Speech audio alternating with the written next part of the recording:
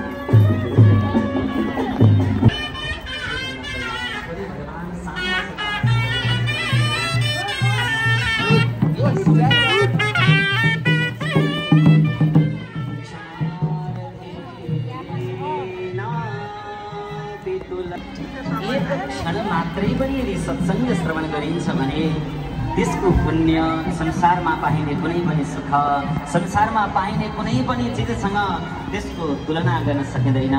आउनुहोस्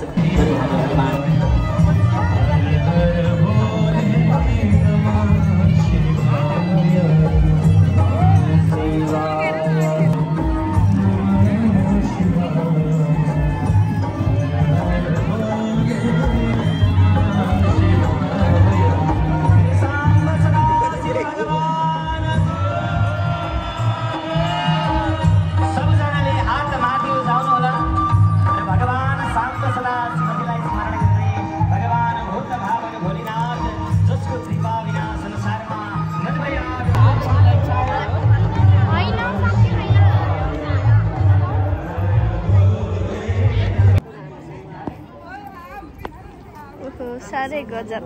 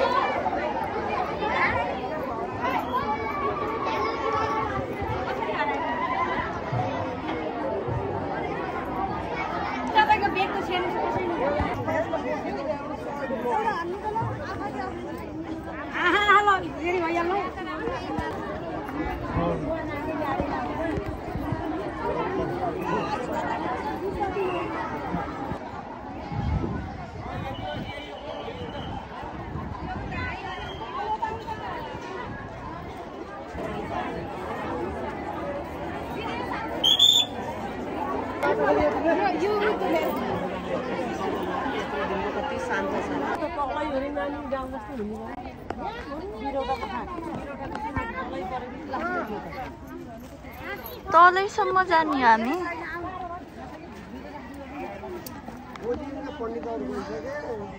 यो पूजा गर्ने ठाउँ रहेछ, होमनहरू गर्ने।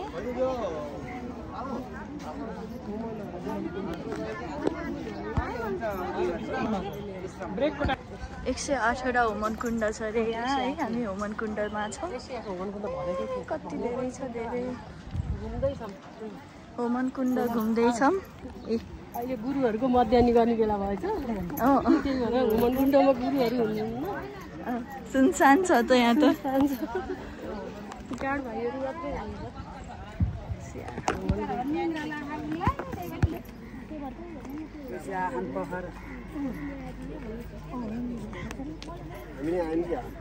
आउनु भयो के भएन।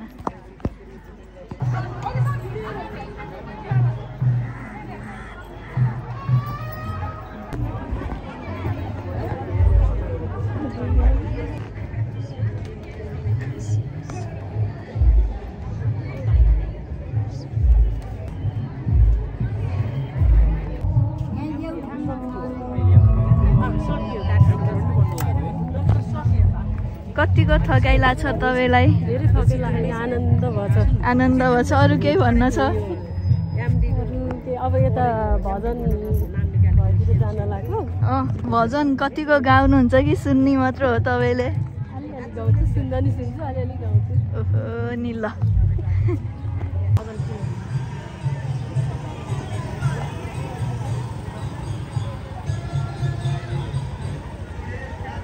यो भजन गाउने ठाउँमा आयौँ।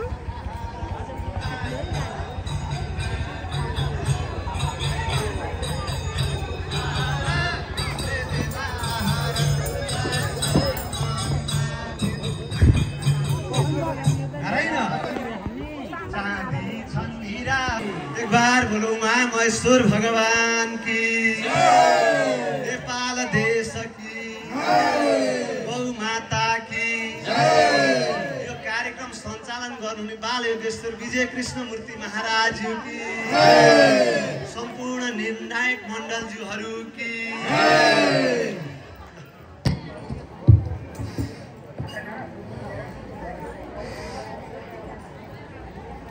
हरिओम। सर्वप्रथम गणेशको शरणमा पर्छौं, सर्वप्रथम गणेशको शरणमा पर्छौं। गुरुजन र आयोजकलाई स्वागत गर्दछौं, सबलाई शुभकामना यो मनको भावना, सबलाई शुभकामना।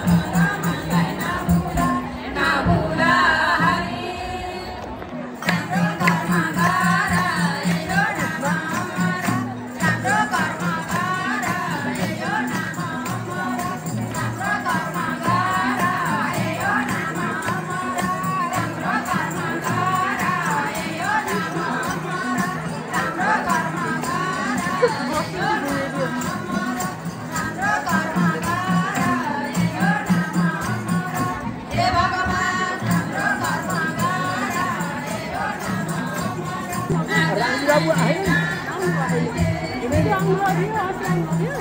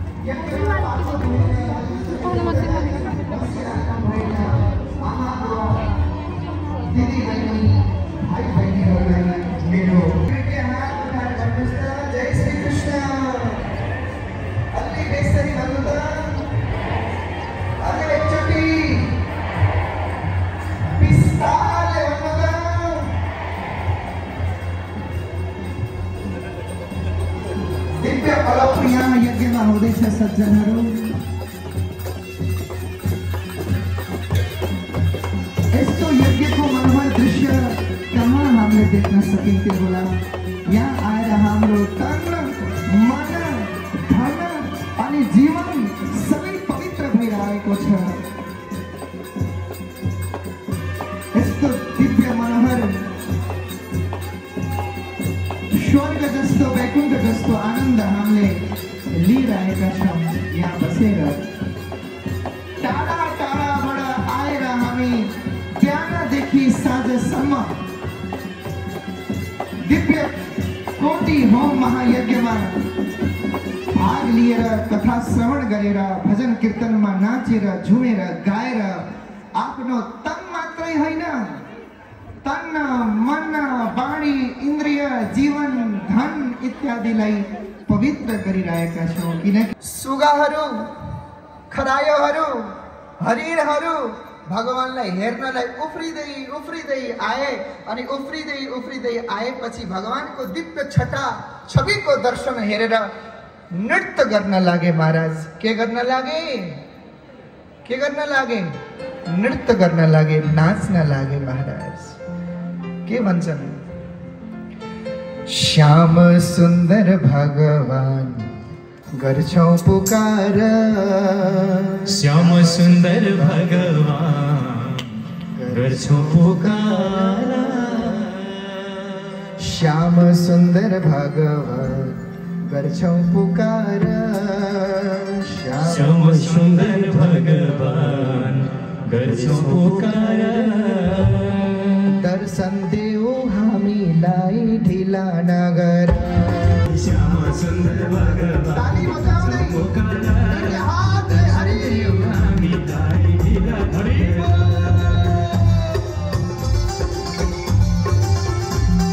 सबैले हात माथि उठाएर जय जय हो।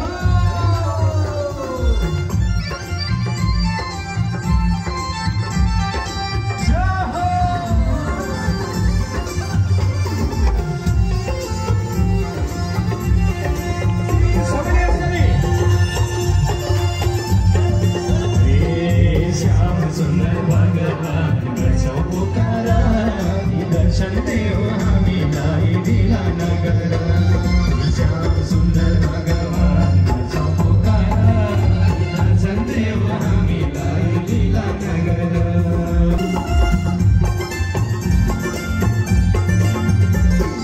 श्याम सुन्दर भगवान गर्छौं पुकार, दर्शन देऊ हामीलाई ढिला नगर, सुन्दर भगवान गर्छौं पुकार, दर्शन देऊ हामीलाई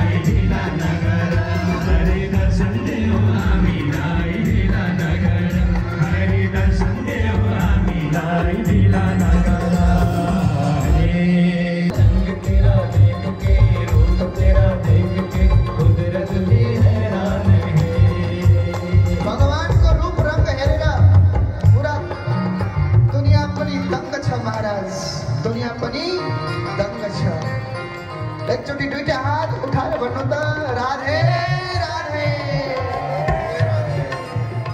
तपाईँ कहाँ हुनुहुन्छ? ऐतिहासिक भनेको के हो? इतिहासमा याद गर्ने त्यो चिजलाई ऐतिहासिक भनिन्छ। ऐतिहासिक यज्ञमा तपाईँ आएर उभिनु भयो, बस्नु भयो। शास्त्राणि यदित्यापि भवन्ति मूर्खाः। शास्त्र पढेर पनि व्यक्ति मूर्ख हुन सक्छन्। यस्तो क्रियावान पुरुषस्य विद्वान। जीवनमा सार्थक गर्ने, चरितार्थ गर्ने, आचरण गर्ने व्यक्ति नै विद्वान हुन्। किनभने रोग लाग्दा त्यसको औषधिलाई जति राम्रोसँग चिन्तन गर्नुहोस्, अगाडि नै राख्नुहोस्, पूजा गर्नुहोस्, तर सेवन नगर्नुहोस्, त्यसको केही काम छैन। एउटा वचन छ शिक्षाको परिभाषाका सन्दर्भमा जीन ज्याक रूसोले भनेका छन्, education is nothing but the formation of habit. शिक्षा अरू केही होइन, असल बानीहरूको निर्माण हो। अध्यात्मले मर्यादा बनाएर राख्छ, धर्मले संस्कारलाई बचाएर राख्छ। धार्मिक आध्यात्मिक व्यक्तिहरूको जीवन अत्यन्त शालीन हुन्छ। दुःख पर्यो भने आत्तिदैनन्, किनकि यो मेरो प्रभुको लीला हो, मेरो प्रभुको कृपा हो भनेर सम्झिन्छन्। मान्छे त अचम्मको छ हजुर। सुख पर्यो भने मैले मेहनत गरेर पुरुषार्थ गरेर पाएको भन्छ, दुःख पायो भने फेरि यो भगवानको परीक्षा भन्छ। होइन गुरुजी, मान्छे अचम्मको छ।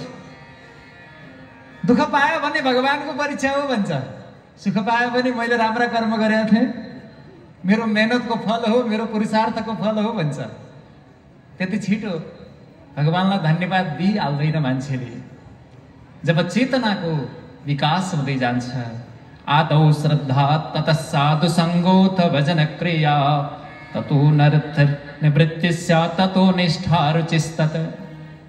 सबैभन्दा पहिला जीव सत्सङ्गमा जान्छ। सतां प्रसङ्गान् मम वीर्य संविदो भवन्ति हृत्कर्णरसायनाः कथाः तज्जोषणादा स्वपवर्गवर्त्मनि श्रद्धा रतिर्भक्तिरनुक्रमिष्यति। पहिले सन्तहरूको सान्निध्यमा गइन्छ। उहाँहरूबाट हाम्रो अहङ्कारलाई मिटाइदिने सत्सङ्ग सुन्न पाइन्छ। भगवानको भक्तिमा सबैभन्दा ठुलो बाधक तत्त्व हो अहङ्कार। सबैले भनौँ त के अरे बाधक सबैभन्दा? अलि सबैले सुन्ने गरे एकचोटि फेरि भन्नुहोस् त। अहङ्कार पुरै नमेटिएसम्म ओङ्कार प्रकट हुँदैन। त्यही भएर अध्यात्ममा जानु भनेको आफूलाई मिटाउनु हो।